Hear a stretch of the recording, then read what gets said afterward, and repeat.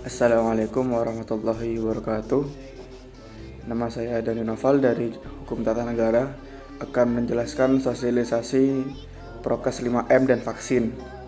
Yang pertama adalah COVID-19. Apa itu virus COVID-19? Kasus pertama ini terjadi di kota Wuhan, Cina pada akhir Desember tahun 2019. Setelah itu COVID-19 menular antar manusia dengan sangat cepat dan menyebar ke puluhan negara, termasuk Indonesia, hanya dalam beberapa bulan.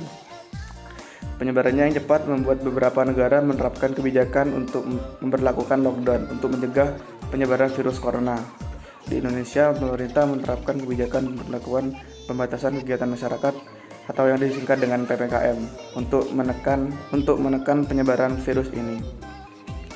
Tingkat kematian COVID-19 menurut data dirilis gugus tugas percepatan penanganan COVID-19 di Republik Indonesia, jumlah kasus terkonfirmasi positif hingga 6 Agustus tahun 2021 adalah 3.568.331 orang dengan jumlah kematian 120.375 orang. Apa itu vaksinasi? Vaksinasi adalah pemberian vaksin dalam rangka menimbulkan atau meningkatkan kekebalan seorang secara aktif terhadap suatu penyakit, sehingga apabila suatu saat terpajan dengan penyakit tersebut tidak akan sakit hanya mengalami sakit ringan dan tidak menjadi sumber penularan. Apabila kamu mengidap suatu penyakit, hal pertama yang kamu lakukan tentunya adalah minum obat. Namun, apabila seluruh dunia yang sakit, yang kita perlukan adalah vaksin. Di tengah pandemi COVID-19 yang tidak ada henti-hentinya, satu-satunya hal yang menjadi sumber harapan adalah diciptakannya sebuah vaksin. Namun, dengan hampir lebih dari 100 negara di seluruh dunia bekerja sama untuk meneliti dan mengembangkan vaksin, pertanyaan sesungguhnya bukan dapatkah kita menciptakan vaksin, tapi seberapa cepat vaksin tersebut dapat diciptakan? Untuk menjawab pertanyaan tersebut, mari kita simak dalam video ini.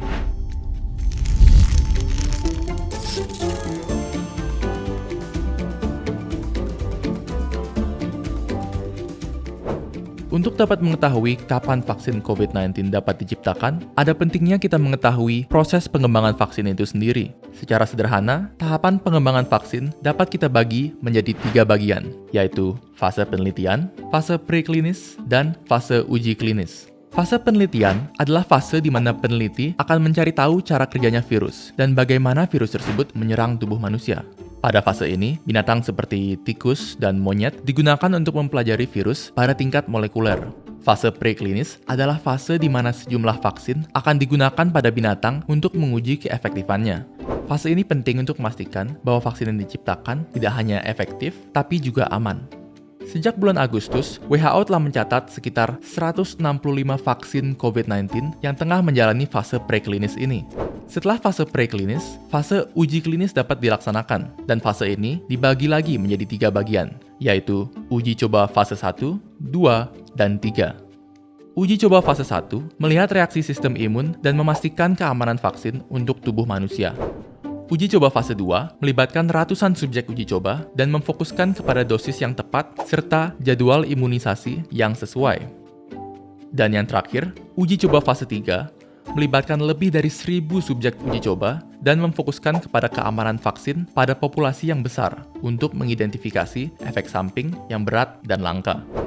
Kemudian, setelah vaksin diciptakan, vaksin tersebut akan diberikan persetujuan oleh badan yang berwenang, kemudian didistribusikan secara skala besar. Dalam kondisi normal, sebuah vaksin memerlukan pengujian klinis yang sangat ketat, dan biasanya ini memakan waktu yang lama. Andaikan kita sekarang dalam situasi non-pandemi, vaksin tercepat dan paling realistis akan dapat didistribusikan pada bulan Mei 2036, yaitu 16 tahun dari sekarang. Tentunya, menjalani physical distancing selama 16 tahun berturut-turut tidak terdengar menyenangkan. Dan walaupun vaksin dapat diciptakan dalam waktu yang lebih cepat dari itu, apabila kita lihat sejarah pengembangan vaksin, waktu paling cepat untuk mengembangkan sebuah vaksin adalah 4 tahun, tetap relatif lama. Tetapi, jangan langsung pesimis, karena pengembangan vaksin COVID-19 ini jauh berbeda dari pengembangan vaksin terdahulu. Karena kali ini, seluruh dunia ikut serta untuk mengembangkannya. Bahkan, sejak bulan Juli, terdapat sejumlah vaksin yang memasuki fase pertama uji klinis. Fase yang semestinya memakan waktu bertahun-tahun. Beberapa ahli bahkan memperkirakan bahwa vaksin untuk COVID-19 akan tersedia untuk khalayak umum pada pertengahan 2021. Namun, ini semua masih perkiraan. Masih banyak hal yang kita tidak ketahui mengenai COVID-19. Dan hal terpenting dalam pengembangan vaksin adalah memastikan bahwa vaksin tersebut aman. Kesimpulannya adalah, walaupun vaksin untuk COVID-19 tidak akan hadir secara instan, berkat kerjasama dan kerja keras berbagai institusi, pakar-pakar, dan tenaga medis di seluruh dunia, pandemi ini mungkin saja akan berakhir lebih cepat dari perkiraan. Maka, apabila di masa depan kalian dapat keluar rumah tanpa khawatir, membahayakan diri sendiri atau orang lain, kalian tahu harus berterima kasih kepada siapa. Sekian untuk video kali ini. Apakah kalian berani untuk menjadi subjek tes vaksin? Atau apakah kalian ingin menunggu hingga vaksinnya benar-benar aman? Tulis pendapat kalian di kolom komentar di bawah. Dan jangan lupa untuk like, share, dan subscribe ke Neuron. Protokol 5M terdiri dari yang pertama adalah mencuci tangan. Rutin mencuci tangan hingga bersih adalah salah satu protokol kesehatan yang cukup efektif untuk mencegah COVID-19. Untuk hasil yang maksimal, cucilah tangan setidaknya selama 20 detik beberapa kali sehari, terutama saat sebelum memasak atau makan, setelah menggunakan kamar mandi, setelah menutup hidung saat batuk atau bersin. Untuk membunuh virus dan kuman-kuman lainnya, gunakan sabun dan air atau pembersih tangan dengan alkohol setidaknya dengan kadar 60%. Mencuci tangan. Sebelum memakai masker, sebaiknya terlebih dahulu mencuci tangan dengan bersih ya. Bukan mencuci tangan di ember cucian. Cucilah tangan secara merata di seluruh telapak tangan. Pakailah sabun dan cucilah tangan dengan air yang mengalir. Cucilah tangan sesering mungkin ketika hendak melakukan aktivitas apapun. Yang kedua yaitu memakai masker. Pada awal pandemi COVID-19 tahun lalu, Organisasi Kesehatan Dunia atau yang disebut dengan WHO mengatakan bahwa penggunaan masker hanya direkomendasikan untuk orang sakit, bukannya orang sehat. Namun, virus corona jenis SARS-CoV-2 ini benar-benar baru, sehingga protokol kesehatan bisa berubah-ubah seiring bergulirnya waktu. Beberapa waktu setelah kebijakan WHO di atas, WHO akhirnya mengeluarkan imbauan agar semua orang, baik yang sehat ataupun sakit, selalu untuk menggunakan masker saat beraktivitas di luar rumah. Memakai masker. Ketika keluar rumah, sebaiknya memakai masker. Tidak hanya asal memakai masker loh ya. Oh, no, tidak. Bukan seperti itu cara memakainya. Pasang masker dengan benar. Eits, nggak gitu juga ya. Nah, gitu, baru cakep. Gunakan masker menutup sebagian wajah kita dari dagu sampai menutup mulut dan hidung.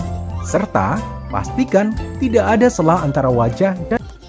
Kemudian yang ketiga yaitu menjaga jarak. Protokol kesehatan lainnya yang perlu dipatuhi adalah menjaga jarak. Protokol kesehatan ini dimuat dalam keputusan Menteri Kesehatan RI dalam protokol kesehatan bagi masyarakat di tempat dan fasilitas umum dalam rangka pencegahan dan pengendalian COVID-19. Di sana disebutkan menjaga jarak minimal 1 meter dengan orang lain untuk menghindari terkena droplets dari orang yang berbicara, batuk atau bersin, serta menghindari kerumunan atau keramaian dan berdesakan.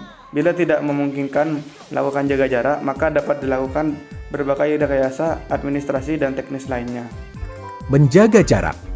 Karena suatu urusan yang penting, suatu saat kita terpaksa harus keluar rumah. Nah, yang harus diingat jika kita harus bertemu orang lain adalah tetap menjaga jarak minimal 1-2 meter ya. Tapi jangan terlalu jauh juga gitu kali ya. Hehehe. Yang keempat yaitu menjauhi kerumunan. Selain 3 hal di atas, menjauhi kerumunan merupakan protokol kesehatan yang juga harus dilakukan. Menurut Kementerian Kesehatan RI atau Kemenkes, masyarakat diminta untuk menjauhi kerumunan saat berada di luar rumah. Ingat, semakin banyak dan sering kamu bertemu orang, maka kemungkinan terinfeksi virus corona pun semakin tinggi. Oleh sebab itu, hindari tempat keramaian terutama bila sedang sakit atau berusia di atas 60 tahun atau yang disebut dengan lansia. Menurut riset, dan pengidap penyakit kronis memiliki risiko yang lebih tinggi terserang virus corona.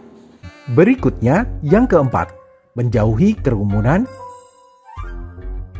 Contohnya, jika kita diajak emak-emak tetangga untuk bergosip, sebaiknya ditolak. Karena dikhawatirkan corona akan tersebar saat kita berkerumun. Kan gak asik kalau ngegosip tetangga udah dosa kena COVID lagi. Duh, astagfirullahaladzim, jangan deh. Yang terakhir yaitu mengurangi mobilitas. Dan yang kelima, mari kita membatasi mobilitas dan interaksi. Apabila tidak ada kegiatan penting di luar rumah, maka lebih baik di rumah saja. Atau jika memungkinkan, kegiatan dilakukan secara online untuk mengurangi interaksi dan mobilitas.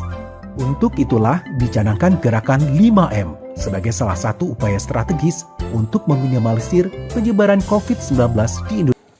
Sekian penjelasan sosialisasi prokes 5M dan vaksin yang telah dijelaskan oleh saya. Kurang lebihnya mohon maaf. Wassalamualaikum warahmatullahi wabarakatuh.